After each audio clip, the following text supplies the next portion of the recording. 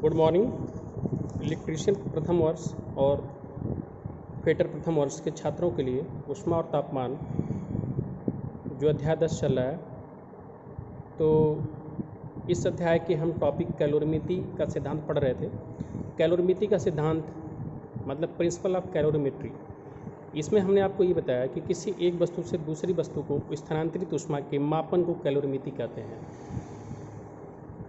हमने आपको पिछली क्लासेस में ये बताया था कि जब दो वस्तुएं जिनका तापमान अलग अलग है, अगर उनको एक दूसरे के संपर्क में रखा जाता है तो ऊष्मा अधिक तापमान वाले से वस्तु से कम तापमान वाले वस्तु की तरफ प्रवाहित होती है, और ये क्रिया तब तक चलती रहती है जब तक कि ऊष्मीय संतुलन न हो जाए।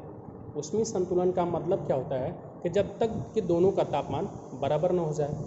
तो यही हमने आपको इस नोट में लिखवाया है कि किसी एक वस्तु से दूसरी वस्तु को स्थानांतरित ऊष्मा के मापन को कैलोरीमिति कहते हैं। मतलब कि एक वस्तु और कोई दो वस्तु थी, एक का तापमान अलग था, दूसरे का तापमान अलग था, तो उनमें ऊष्मा का आदान प्रदान होगा।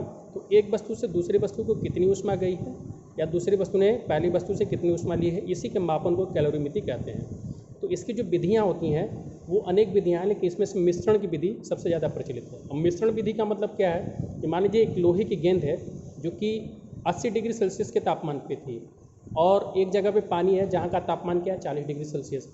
तो दो वस्तुएं हो गई, एक आपका लोहे की गेंद हो गया, एक जो है पानी हो गया जिसका तापमान 40 है, और लोहे की गेंद का कितना है 80।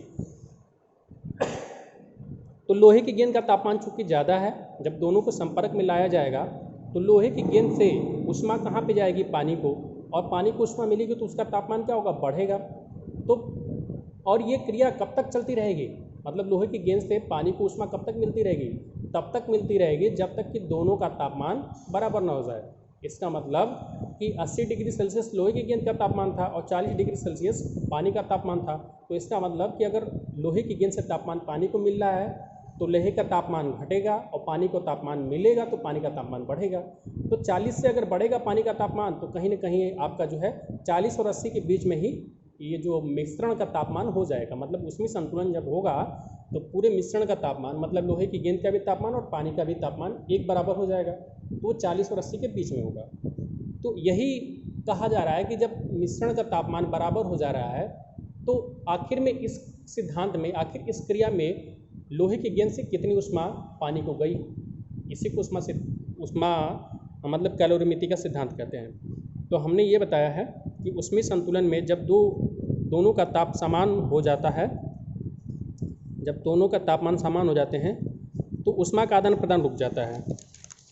ऊष्मीय संतुलन में जब दोनों का ताप समान हो जाता है तो ऊष्मा का आदान प्रदान रुक जाता है। यदि इस प्रक्रिया में बाहर से कोई ऊष्मा, अन्य ऊष्मा न दी जाए तो एक वस्तु द्वारा दी गई ऊष्मा, मतलब लोहे की गेंद द्वारा जो ऊष्मा दी गई होगी वो दूसरी वस्तु द्वारा ली गई ऊष्मा के बराबर होगी, अर्थात पानी के द्वारा ली गई ऊष्मा के बराबर होगी। इसी को कैलोरीमिति का सिद्धांत कहते हैं। बहुत ही आसान सा ये मतलब आपका जो सिद्धांत है।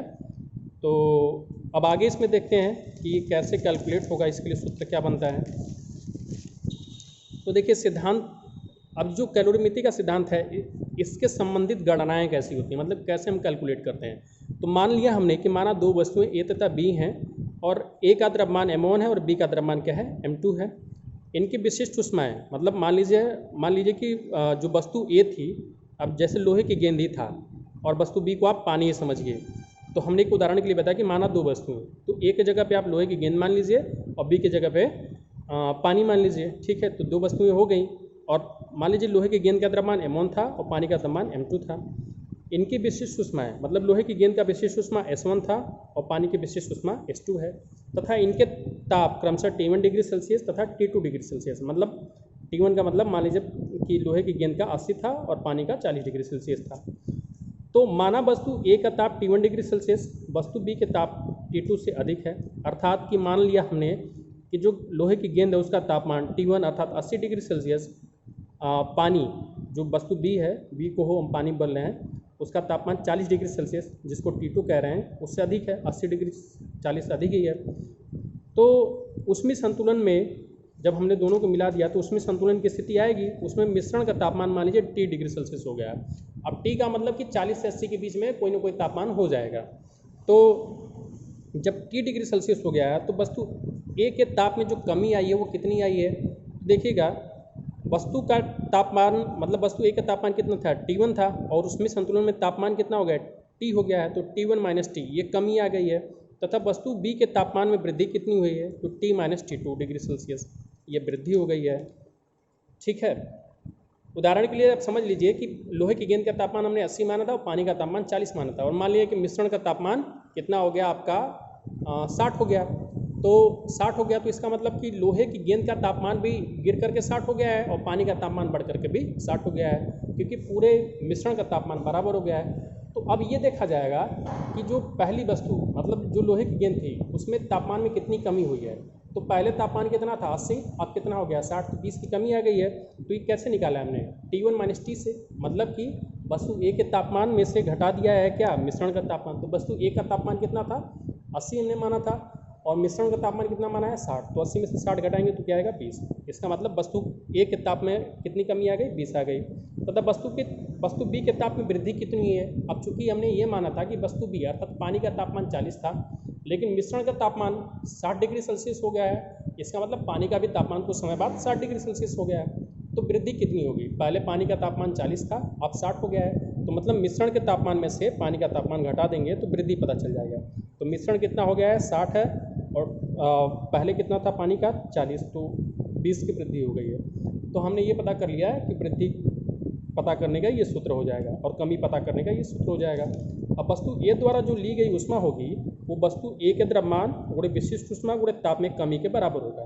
मतलब वस्तु ए का द्रव्यमान कितना है m1 और विशिष्ट ऊष्मा कितना है गुणे S1, और ताप में कमी कितनी आई है T1 माइनस टी।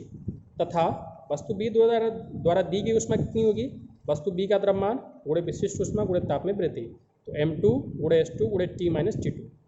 अब चूंकि ये आपका जो है दी गई ऊष्मा है और ये ली गई ऊष्मा है, और कैलोरीमिति का सिद्धांत क्या कहता है कि दी गई ऊष्मा बराबर ली गई ऊष्मा, अर्थात ये जो आपके दी गई ऊष्मा है वो M2S2 और T माइनस T2 के बराबर होगा। तो यहाँ से हमने ये निकाल लिया। तो ये आपका सूत्र बनता है कैलोरीमिति का सिद्धांत का कि M1S1 गुणे T minus T T1 minus T, अर्थात जो उच्च तापमान है उसमें से मिश्रण का तापमान घटाने पर बराबर M2 मतलब दूसरी वस्तु का द्रव्यमान गुणे दूसरे वस्तु का विशिष्ट ऊष्मा गुणे मिश्रण के तापमान में से दूसरी वस्तु का तापमान घटाने पर। तो ये आपका रहा है कैलोरीमिति का सिद्धांत। और आगे की जो कक्षाएं होंगी जिसमें हम आपको असाइनमेंट कराएंगे या क्वेश्चन बैंक कराएंगे, तो सबसे जो महत्वपूर्ण होगा यही आपका आएगा कैलोरीमिति का सिद्धांत। इस पर बहुत सारे प्रश्न पूछे जाएंगे और मैं आपको करके भी दिखाऊंगा, तो देखिएगा ये बहुत ही आसान सा हो जाएगा। तो वीडियो देखने के लिए धन्यवाद।